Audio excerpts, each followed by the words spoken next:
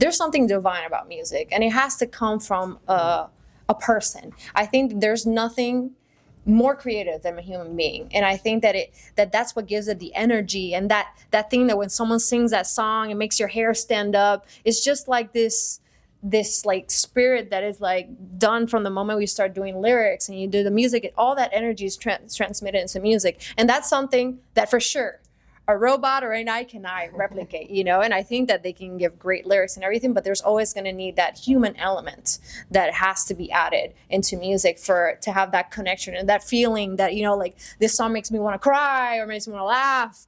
That's something that if something's not alive, cannot transmit it. But have you ever thought, what if this is all just a dream?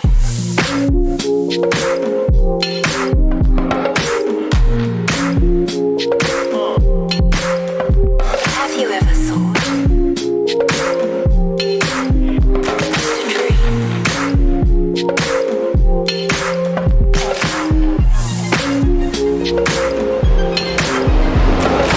So welcome to Creativity Squared. We have Domino Saints, and we're here in Miami at Miami Music Week. So welcome, Gigi and David. Thank you. So you live in Miami.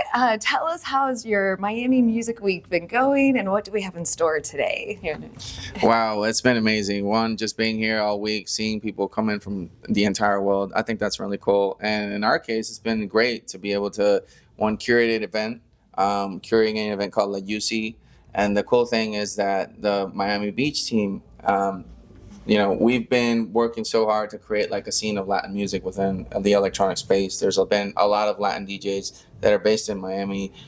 They've been playing all over the world, but they've been working on this sound where we're taking Latin urban sounds, Latin tropical sounds, and making them into our electronic space. And Miami Music Week is giving us this opportunity to do an event and to bring these people together. So it's something different within the Miami Music Week that typically happens. And that's been really cool to be a part of for us.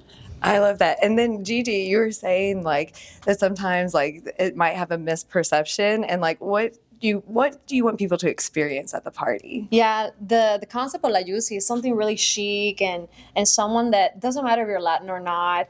It just feels global. It feels inclusive, that you just want to come here and have a good time. And it's very upscale. It's like good vibes, good energy, very colorful, and that's what we wanted with just the concept, the party, the visuals, everything. And obviously, I think that I want to also cater to the feminine market because what's a party without girls? I mean, come on. It's like, and I feel like sometimes, we're missing that in the artwork. And I think the fact that I designed it also, I give that a little bit of a feminine energy. And we wanted to do that. But it's obviously not only for girls, for everybody. But it has that chic, sexy Latin flair.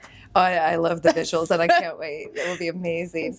And okay, so for those who are meeting you for the first time, like you guys are a big deal, but for my audience, they might be meeting you for the first time. So can you introduce yourselves and Domino Saints and give us a little bit about your world? Wow. Thank you. Well, we're Domino Saints. We've been around over a decade. We're originally from Puerto Rico. Well, we met in Puerto Rico. I was originally, I'm an immigrant. I was born in Venezuela. My family's Colombian. Ended up in the U.S. when I was really little, and finally my family settled down in Puerto Rico, and that was the best thing that happened to me. One, to connect with the Latin culture, and to kind of it's funny because I guess I had a more Colombian accent when I was a kid, but that became a very Puerto Rican accent growing up on the island. That's where I met Gigi, and we've always shared music, and Puerto Rico's always had this awesome musical energy, and there's so much coming out of the island. Obviously, it's really known for reggaeton, and we love reggaeton. But there's always been people also exploring different genres like reggae music, like obviously tropical Latin music, rock, and also the electronic music scene has been amazing there. Like some of the first raves we went to, some of the first things we listened to that are big influence on us today, including like jungle music and drum and bass and all the crazy house and techno. We saw that in Puerto Rico with these DJs that would come and bring this awesome sound. And so we're really glad that nowadays, one, like even the Latin Grammys, they have a Latin Electronica category now. And obviously within that, there's all the genres of electronic music you can imagine, everything from, moombahton, drum and bass, to obviously like house and tech house and Afro house, which is really big, and that connects really well with Latin music. So it's been really cool for us, our journey always being kind of like and we've always said we're an urban pop artist because we do reggaeton. We want to, when we kind of like want to give that vibe, we do a lot of dance hall, but we also do a lot of club music. And this party is definitely about that side of us for sure. Vikina's also coming. She's a Latin Grammy nominated artist who also has been like always betting on like the Latin electronic space. Guys like Music Junkies, Mr. Power is one of the reasons there is a Latin Grammy category for people doing this type of music now, because there's so many DJs. And one of the really cool things is when we talked to One Night Only, to Randazo, to Wags, they hit us up and said, hey man, like for real, we're looking at the electronic music charts, and so many of the songs that are being played right now that are like charting are actually house or whatever it is, but they're in Spanish. Like, what's going on with this? Like, can we do a party curated to that? Obviously in Miami, obviously here in Miami Beach. And, you know, that was a really cool opportunity for us to, you know, sit down and come up with this amazing idea. And I gotta say, Gigi really took charge of that whole creative part of what La Youcy is going to look like and what it's going to feel like. And I'd love you to talk about it. Well, yeah, but I think going back to Domino Saints, yes, we've always been known since day one with like fusing rhythms, and like even from before, you know, doing, you know, taking all the sounds from the Caribbean, not only from Puerto Rico, from Jamaica, from Virgin Islands, and obviously a lot from Africa, because that's where the roots of our rhythms come from, and blending that with pop, with electronic music. So our music is to dance, to have fun, and we sing both in English and Spanish because we've always seen our project very global, you know, and going back to the inclusivity, we never wanted to feel anybody felt out, you know, that left out, I'm sorry, you know, that even it was a couple of sentences that someone who speaks English can understand it, and someone who speaks Spanish can understand it. And that's something that we found out very early in our stage in a career, that we would have, you know, people from all over the world coming to our shows, and they were like, oh my God, I love your music. I have no idea what you're saying. And I'm like, oh, that's not cool, you know? So we started like adding English into it. And honestly, that's my dream. And if someday, you know, I'm learning Italian and Portuguese, and I'm going to throw that in there too, because I think that the music is for everyone, you know, and it should be universal, and it's a universal language.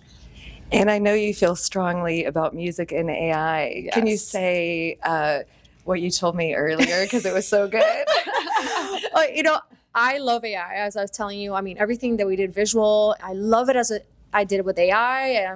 I love it as a tool. I think when it comes to music, there's something divine about music, and it has to come from a person. I think there's nothing more creative than a human being, and I think that's what gives it the energy, and that thing that when someone sings that song, it makes your hair stand up. It's just like this like spirit that is like done from the moment we start doing lyrics and you do the music. All that energy is transmitted into music, and that's something that for sure a robot or an AI cannot replicate, you know. And I think that they can give great lyrics and everything, but there's always going to need that human element that has to be added into music to have that connection and that feeling that, you know, like this song makes me want to cry or makes me want to laugh.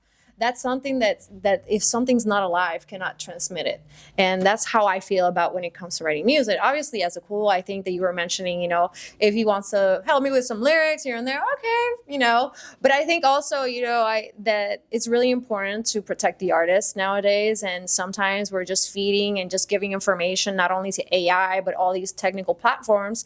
And the artists aren't getting compensated for it. So that's something that I feel strongly about. And there has to be a way that, okay, I'll give the AI some ideas, but you know, we got to be compensated. It's important. This is why consent is sexy. No matter what type of consent we talk about, Exactly. Artist consent or otherwise. Yeah, exactly. This is why I'm a consent-a-corn at Miami for spring break, Miami Music Week.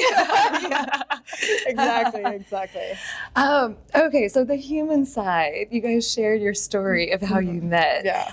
I would love to hear that. It is such a cute story. And it's like a big deal. You guys work together. You're creative. I mean, that's a lot to work together. I know. I don't think there's no coincidences. Yeah. That story is just too. I mean, I guess I'll give my take, and then Gigi can give her.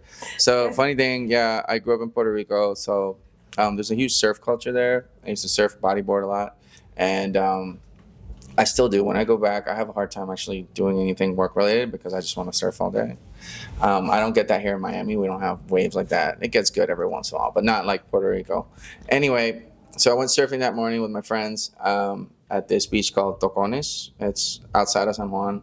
And I just remember getting out, like we were leaving. I had something to do in the middle of the day. I know my friends were planning on going to like a hangout beach, not like a surf beach. They were just going to go hang out there later in the day, and they asked me to come, and I was like, I can't, but I'll go surf, and then I got to bounce. Anyway, as I'm walking out, I just like see a group of girls and everything, and I saw Gigi there. I never met her. We I were was just 15. like, anyway, I was just like, damn, like she's really hot. It really came to my head. Like, I just wow, got my okay. boots. I don't know. It was powerful stuff. Powerful stuff. Anyway, I was just like, wow, okay. And then that was it. And then later in the day, turns out that my friends met Gigi in the most crazy coincidence. Yeah, it was funny because it was my 15th birthday, and my parents were humble. They didn't have money for a quinceañero or a cruise ship or anything, so I'm like, Mom, just take me to the beach. And she took me to the beach, and I'm just floating in the water, and these two guys come up to me, kind of like hitting on me or something. Those are my two friends. His two friends. And I did see like a shadow behind them, but I really thought it was like a guy doing scuba diving. And I was like, didn't mean anything. We just kept talking. Coincidentally, I was actually changing schools that summer, and I was changing to their school. Oh, So wow. it was really interesting how coincidence it was. It wasn't. And all of a sudden, these people, everybody, the entire beach started screaming like, shit, getting out of the water. We're like, oh my God, what the fuck is going on? And we're just going out, and it was actually a shark. There was a big ass shark. And it was that shadow I saw. It was the mama shark looking for the baby shark. And so we got out screaming. It's like chaos. And I think there was like a news team and everything. And after that, we kind of like bonded. My mom's like, after this, let's go have some pizza. And she invited them. We had pizza. And I'm like, hey guys, it's my birthday. I'm 15 today. You guys want to come over to my house and do a jam session? And they're like, yes. Mike over And Yeah. And then, And then like, later that day, my friend's like, yo, you remember that really hot girl at the beach? I was like, yeah. And she's like, well, random, bro. We met her at Ojeda on the other beach, right? We met her at Ojeda. And I was like, well, what happened? He's like, well, dude, there was like a shark attack. I'm like, what?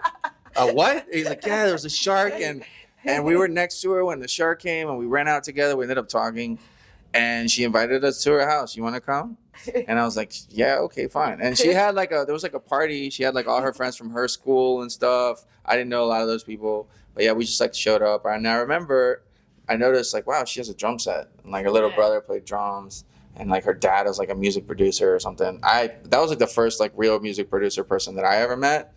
And then after that, yeah, she ended up coming to my school. We ended up dating. And the cool thing was that, I got to spend a lot of time with her dad. So me coming from like a family that wasn't in music, I got to see like the behind the scenes of it. Like, well, he has a studio, he's producing stuff, he does commercials, he makes music off commercials. Wow, okay. And he makes money off of that. Wow, okay. And that just kind of started adding up. And I think that was like the first person that kind of I felt that even though I always had talent on the drum set, when I started playing drums, it took me like very little time to start playing with a lot of bands and stuff. I had that talent, but most people have no idea how like the music business works.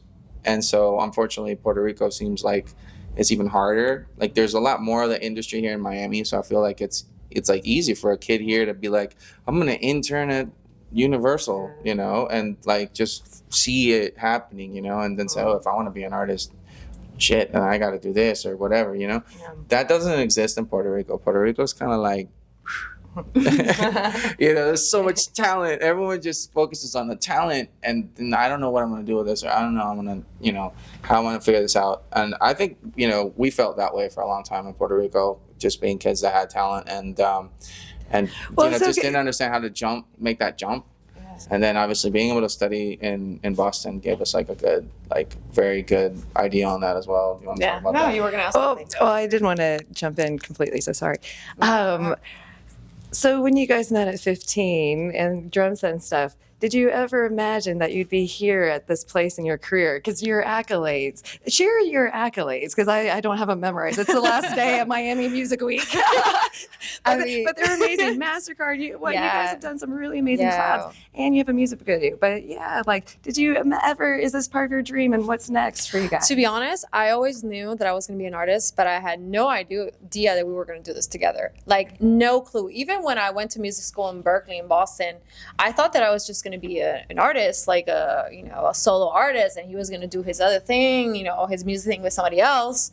And for a long time, we had this fear of doing it together because, the taboo, like, oh, you can't work with your partner, that shit's gonna go bad, so we had like this fear. And then everybody's like, well, guys, you have the same influences, you like the same thing, like, why don't you just do something together? And then we're like, oh, let's just try it out. Let's see how it goes. And here we are. But I never in a million years imagined that we would be doing this together here. And honestly, it's been one of the most amazing things because people think like, oh, it's so hard to work with your partner. But on the contrary, it's like the things that we do, like what were we talking about? How do you explain what we do to people who are not in music?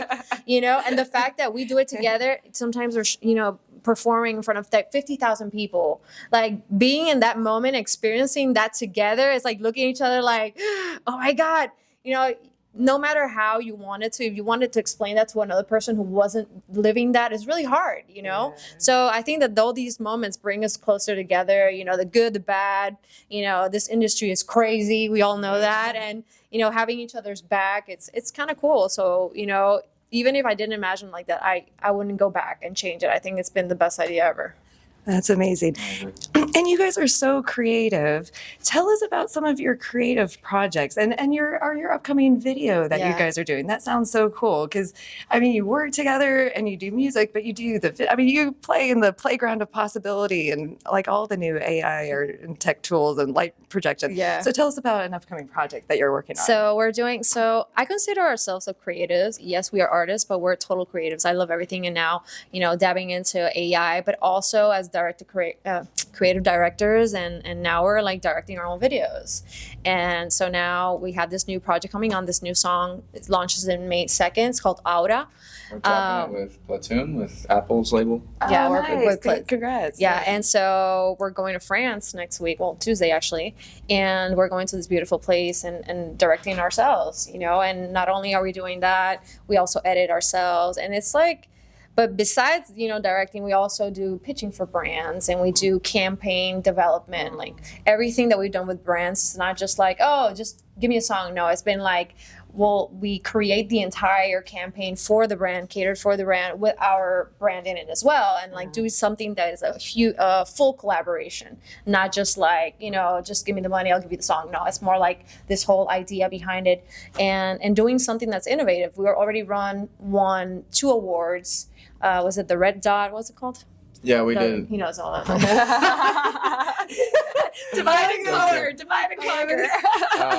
Yeah, so what Gigi's talking about, we did a really cool project with MasterCard where we basically ended up kind of becoming creative directors for them.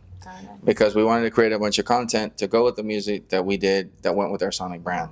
So we didn't just do one song. We created like a project around it. We had 4 songs. And we ended up doing so many multiple activations with their brand because we were able to find how each song could fit into what they were doing. So we did Copa America, we did Copa America Femenina, we did big concerts with that. It was really cool. We did live performances, and for every performance, we had a different arrangement of the song with the band or with dancers or whatever we were doing. Always trying to do something different every time. And then we got the opportunity to do like a really cool reality show with the Champions League, and we got to go to Istanbul and see how music and culture intersect there, and obviously football. And I'm a huge soccer fan, so this was amazing. And I would say a lot of these things started when we did a song for the FIFA game, for FIFA 21, and it's still on they have a soundtrack that's called the EAFC, like the ultimate soundtrack, which is like the best 100 songs of their whole catalog. And, our song Booyah's on that. So that's like super cool to had a song that got really big in a game. And obviously, like, even with the MasterCard project, like, we've been able to, sometimes leverage working with brands to help us invest into our music as well. We've had 6 number ones. We've had a number 1 Billboard Tropical here in the U.S. with a song called Ya Quiero. That song still gets plays in all the reggaeton clubs. And also, we've kind of been able to evolve from like sometimes doing very urban Latin music to actually just making club music. And for some reason, I don't feel like those 2 worlds don't intersect. On the contrary, I also feel there's genres like Mont, which kind of tie in like dance hall and reggaeton into this EDM or electronic world. And we've always been vibing with that ever since that kind of like started. So it's been really cool to just also look back and see our own evolution and growth. And even to where we are now, like you said, we're doing so many things. We're producing other artists. We're producing music videos. Over our career, we've gotten to work with so many directors and stuff for our projects that we already have them in mind for some of the other people we're producing. So like last year, we just produced Malu Salgado. She's an amazing artist from Spain. We did her songs, and we did 3 videos for her, and we had different directors in Madrid and people from England, and we got to work with a lot of people that we connect with our own creative world, and use that for some other artists to grow other things. So like when you said talking about purpose, like I think, you know, we've really taken that to as far as we can, you know, and we're just trying to inspire people to be themselves and to really do things from the heart and not lose that passion. And I definitely think, for example, AI, I think as long as you don't use the passion, you don't lose your passion to do it for, like, to use it, in fact, like as a tool. I think it's amazing the possibilities that someone who is willing to always keep their passion as an artist alive. Because I guess artists worry that someone who doesn't care for that passion is going to assume that what the AI can give them is as valid as a human's passion in their art. You know what I mean? And I think if it's always a human using that tool, whether it's like Gigi saying, you know what, I need to imagine a beautiful woman with her tongue sticking out with some weird fruits, right? It's very sexy. Right. But, Very you know, that's an amazing way to use the AI imagination that you talk about. And I think that's so cool, as you were saying earlier, how, like, you know, we want to go into an age of imagination. And at the end of the day, I thought about it, you know, it was like creativity is one thing, but imagination is really what draws out your creativity, right? It seems like it sparks this whole process that ends in research and development and even imagining new things. So that's really cool. Yeah, well, I like, this isn't really interview ready, but in manifesting, but you take, you know, like the ideas, like their thought forms. I'm playing with an idea, I'm noodling with an idea, but then what's an insight or an aha or eureka? It's immediately. So there's like this whole, like, I don't know, psychic space of where our ideas take form and shape. Yeah. And then, you know, I don't know, the creativity is putting the ideas together in execution. I'm still working out the full theory. I like how you reached that. We always talk about music being like, music seems like it's like, if you have, we say don, it's like a gift, right? And some people have the gift to sing and create music and all that stuff. But like I always visualize like a tree, right? And it's like some sacred tree that certain people have like a blessing to climb it and then like bring down fruit, right? But once you bring it down, it's like for everybody. It's not for you anymore. You're just the guy who has the gift to bring it down, you know? I have chills hearing you say that. That is really beautiful. I'm going to keep that with me. And what a beautiful gift to share with you all. Okay, I think we could talk all day. Like literally, everyone was like, you guys need to stop talking, do the interview. But if you want the Creativity Squared audience and viewers to remember one thing, what is it? Is that one thing that you want them to remember? I think that, you know, what we're talking about is that anything is possible. And they're like exploring all your aspects of your imagination. And in my experience is that, you know, I thought that I was just a singer and I write songs. And now I am creative director, directing my videos and doing visuals with AI and stuff. It's so many things. And before I was so afraid of tapping into it. But I think that if you let yourself and not doubt yourself that you are capable of doing so many things, I think that you just have to like go and do it. And what's the worst that can happen? You know, nothing. Yeah, exactly. So keep creating. Thank you so much. And check out Domino Saints. Thank you for spending some time with us today. We're just getting started and would love your support. Subscribe to Creativity Squared on your preferred podcast platform and leave a review. It really helps. And I'd love to hear your feedback. What topics are you thinking about and want to dive into more? I invite you to visit creativitysquared.com to let me know. And while you're there, be sure to sign up for our free weekly newsletter so you can easily stay on top of all the latest news at the intersection of AI and creativity. Because it's so important to support artists, 10% of all revenue Creativity Squared generates will go to ArtsWave, a nationally recognized nonprofit that supports over 100 arts organizations. Become a premium newsletter subscriber or leave a tip on the website to support this project and ArtsWave. And premium newsletter subscribers will receive NFTs of episode cover art and more extras to say thank you for helping bring my dream to life. And a big, big thank you to everyone who's offered their time, energy, and encouragement and support so far. I really appreciate it from the bottom of my heart. This show is produced and made possible by the team at Play Audio Agency. Until next week, keep creating.